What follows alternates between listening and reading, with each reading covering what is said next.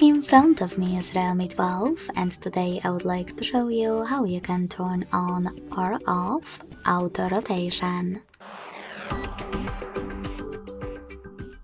Begin by accessing settings and tapping on display and brightness right away. Then scroll down and use this switcher next to auto rotate feature to turn it on or off.